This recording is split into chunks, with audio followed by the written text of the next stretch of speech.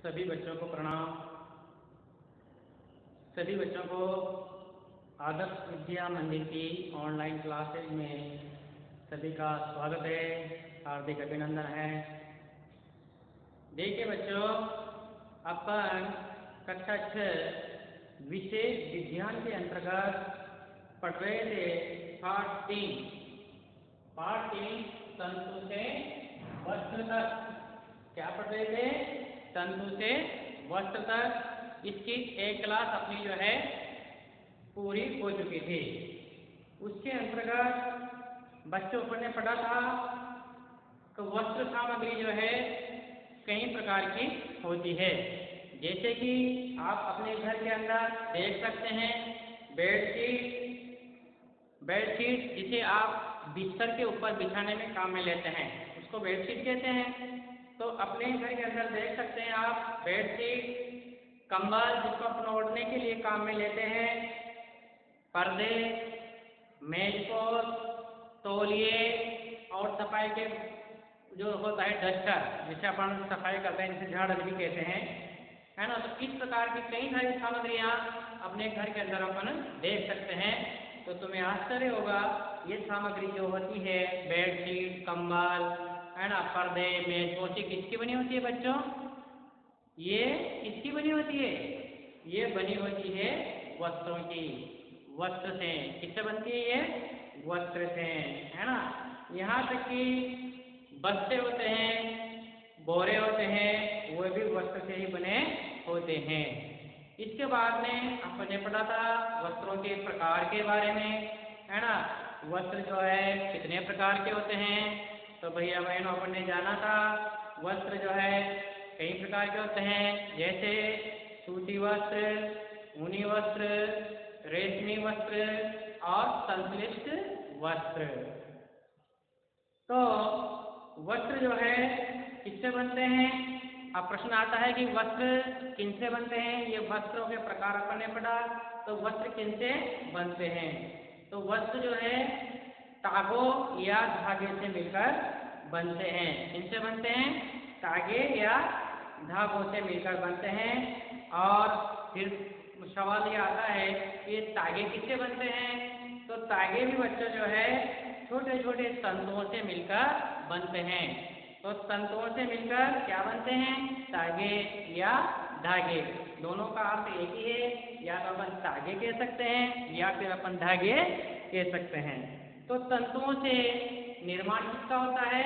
तागों का निर्माण होता है, धागों का निर्माण होता है, और फिर इनसे जो है हम वस्त्र बनाते हैं। और उस वस्त्रों को फिर हम जो है अपने काम में लेते हैं। जैसे बेडशीट है, कंबल है, पर्दे हैं, मेजपोश है। तो इतना अपन ने आगे पढ़ा था। फिर आगे अपन ने ये भी पढ़ा था बच्चों कि तंतुओं के प्रकार। किसके बारे में पढ़ा था? तंतुओं के प्रकार के बारे में। तो बच्चों अपन ने सीखा था कि तंतु जो है 2 प्रकार के होते हैं। एक तो प्राकृतिक तंतु होता है और एक होता है कृत्रिम तंतु। प्राकृतिक तंतु में आते हैं सूती वस्त्र, सूती, ऊनी, रेशमी, है ना, जूट वस्त्रों के तंतु जो है पादप जंतुओं से हमें प्राप्त होते हैं, है ना। तो पादपों से प्राप्त तंतु कौन कौन से हुए, है ना? पादपों से प्राप्त तंतु हुए रुई और जूट। जूट को अपन क्या कहते हैं? जूट को अपन पटसन भी कहते हैं। इसी प्रकार से जंतुओं से में जो तंतु प्राप्त होते हैं वो होते हैं ऊन के तंतु और रेशम के तंतु। इस प्रकार से दूसरा जो प्रकार होता है कृत्रिम रेशे। तो कृत्रिम तंतु जो होते हैं, है ना, तो ऐसे तंतु जिसका स्रोत न ही तो पादप होता है और न ही जंतु होता है, बल्कि इसका निर्माण किससे होता है? इसका निर्माण किया जाता है रासायनिक पदार्थों से। किससे निर्माण किया जाता है? रासायनिक पदार्थों से। जैसे नायलॉन है ना, पॉलिस्टर है, एक्रिलिक है। तो अपने कुछ पादप तंतुओं के बारे में भी अपन ने पढ़ा था। रुई को अपन कैसे प्राप्त करते हैं? तो कपास के पौधे की अपन ने प्राप्त करने की विधि को जाना था अपन ने। इसी प्रकार से जूट प्राप्त करने की जो जूट का जो पटसन का जो पौधा होता है ना, उससे अपन जूट को कैसे प्राप्त करते हैं, इसकी विधि के बारे में भी अपन ने जाना था। तो चलिए आज हम पढ़ रही हैं, आज हम पढ़ेंगे सूती धागे की कटाई। सूती धागे की कटाई कैसे करते हैं। तो देखिए बच्चों, रेशों से धागा बनाने की प्रक्रिया को क्या कहते हैं, कटाई कहते हैं। रेशे जो बारीक बारीक जो रेशे होते हैं, उन रेशों से उन तंतुओं से जो धागे बनते हैं, तो रेशों से धागे बनने की जो प्रक्रिया होती है उसे अपन क्या कहते हैं, कटाई कहते हैं। क्या कहते हैं बच्चों, कटाई कहते हैं। कटाई की प्रक्रिया में क्या होता है, एक रुई का एक पुंज होता है। क्या होता है, इस कटाई की प्रक्रिया के अंतर्गत एक पुंज होता है और उस पुंज से रेशों को खींच कर उसको ऐंठा जाता है, या तो उसको खींच कर ऐंठा जाता है, या ऐंठने को क्या करते हैं, उस पर बल दिया जाता है। क्या दिया जाता है, बल दिया जाता है। तो कटाई की प्रक्रिया में रुई के एक पुंज से रेशों को ऐंठा जाता है या उस पर बल दिया जाता है। ठीक है। इसके बाद में कटाई के लिए एक सरल युक्ति है जिसे तकली कहते हैं। इस प्रकार के छड़ होती है, इस प्रकार की इसको तकली बोलते हैं। तो कटाई के लिए एक सरल युक्ति जिसे अपन क्या बोलते हैं, तकली बोलते हैं। सरल युक्ति को क्या बोलते हैं, तकली बोलते हैं। ये इस प्रकार का उपकरण होता है जिसको अपन आपकी पुस्तक में 3.10 में आप अपन इस चित्र में अच्छी तरीके से देख सकते हैं। तो तकली का उपयोग किया जाता है।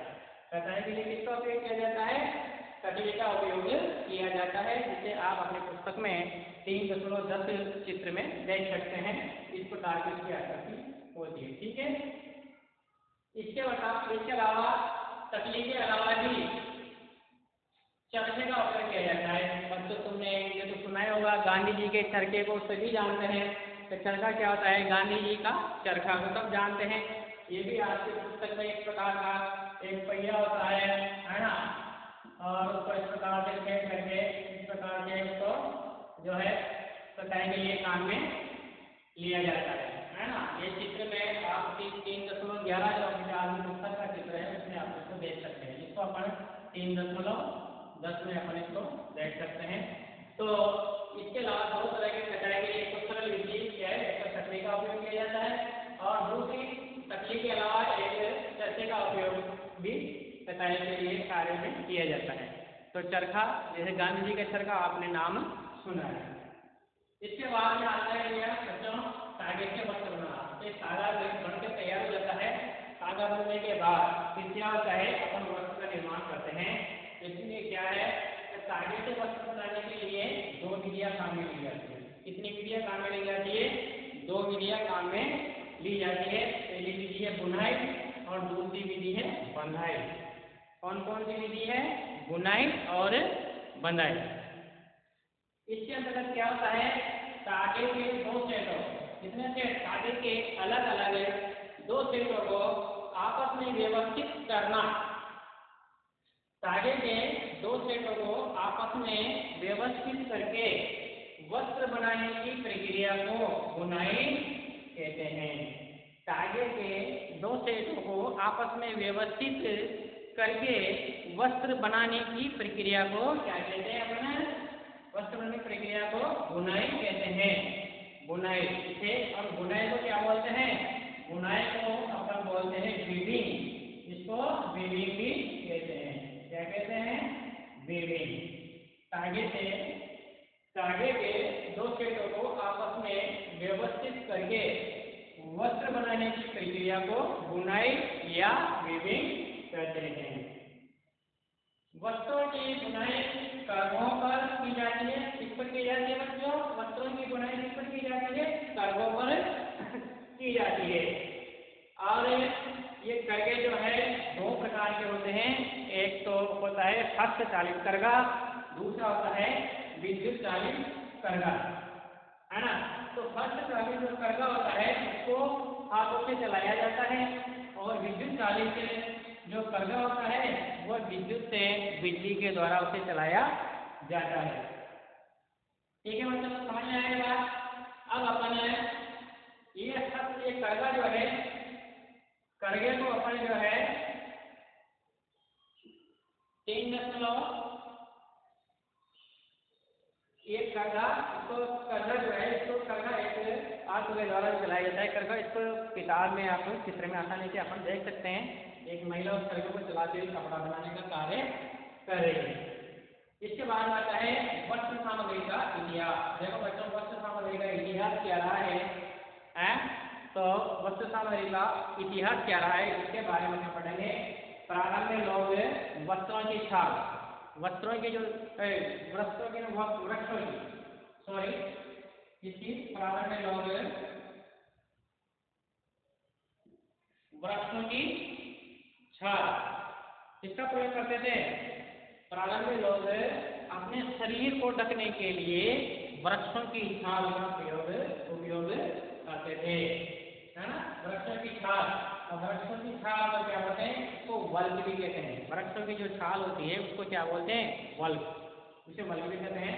तो प्रारंभ में लोग वृक्षों की छाल, बड़ी बड़ी पत्तियां, वृक्षों की जो बड़ी बड़ी पत्तियां हुआ करती थी, या फिर जंतुओं की चर्म यानी कि जंतुओं के चमड़ों का प्रयोग किया जाता है, इसके लिए अपने शरीर को ढकने के लिए।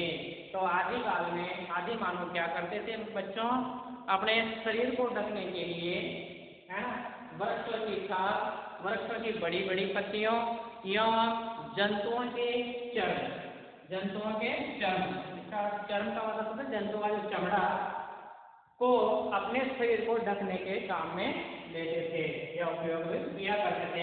अपने शरीर को ढकने में उपयोग किया करते थे। इनको क्या करते थे, वृक्षों की छाल, बड़ी बड़ी पत्तियां वृक्षों की और जंतुओं की चर्म को, इनको जो है काम में लेते थे। धीरे धीरे लोगों ने क्या किया, इसमें विकास हुआ, पतली पतली टहनियों तथा घास को बुनना प्रारंभ कर दिया।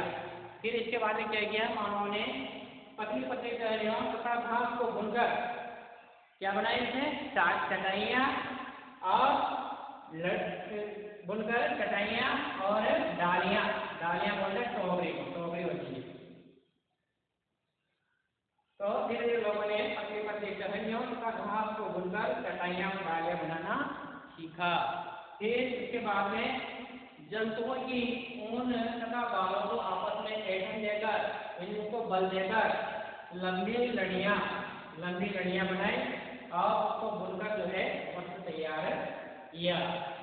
ठीक है बच्चों, शॉर्ट रूप में अपन कह सकते हैं कपास गोला, जो कपास का फल होता है कपास गोला, उसको ओढ़ा जाता है।